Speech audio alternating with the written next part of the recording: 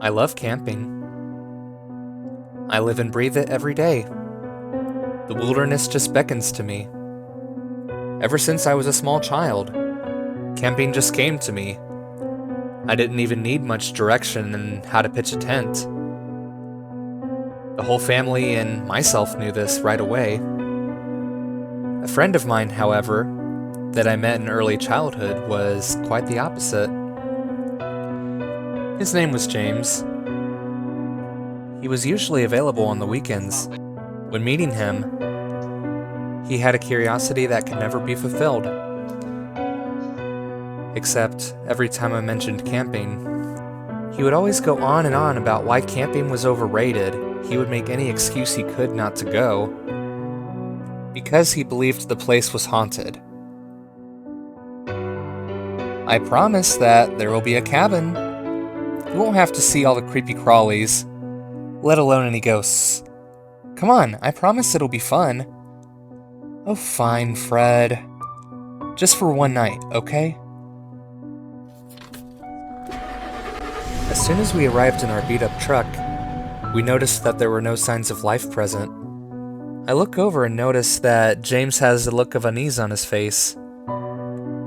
Come on, James. Don't tell me you're already getting cold feet. We've only been here a few seconds. Don't tell me you're already chickening out. Fred, I'm not chicken.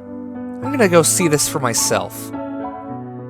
As soon as I turn around to check the state of our car, I look around and I notice that he's running right towards the direction of the cabin.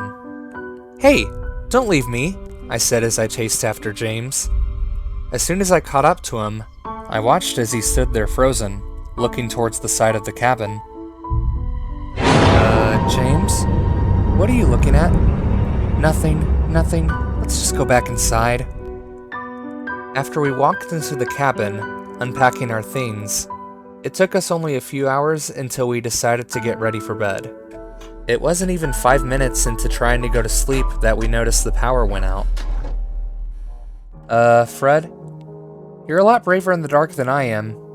Will you go check the power? After going to check, I returned to where James should have been and noticed that he had disappeared. After going outside, I noticed that there were footprints around the side of the cabin. I ended up calling out to where I suspected he might be. James? James? Where are you? As soon as I started calling out to him, a horrible stench filled my nose. It made me sick to my stomach. Looking nearby, I ended up seeing a still form in the grass. James? Is that you? Tell me this is a prank, man? It didn't take long to notice that it was James's corpse. I then had a feeling that someone was watching me. It was James, or what I thought was James. Hey Fred, I was tired of waiting alone in the dark, so I went to look for help and didn't find any.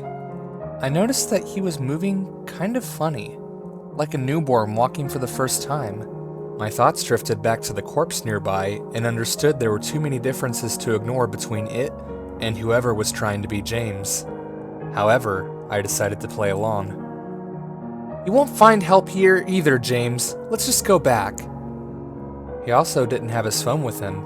It didn't take that long to see he was leading us towards a cavern. I decided right then and there to make a run for it once we got closer. Once his back was turned for a split second, I booked it into the forest. There were very quick footsteps behind me. I looked back and saw him running towards me at an inhuman pace, leaving behind a trail of human skin. Miraculously, the truck was in sight, and I jumped to the front seat. Start! Why won't you go? There was a thud on the back as I floored it out of the campsite. It was soon revealed to be the creature trying to climb on the back. It was seen in the rear-view mirror as I was speeding away. I turned on the news after getting home and heard that the campsite in question was eventually closed off due to safety reasons. There were also multiple mutilated body reports. Fred knew that he would never get to see his friend ever again.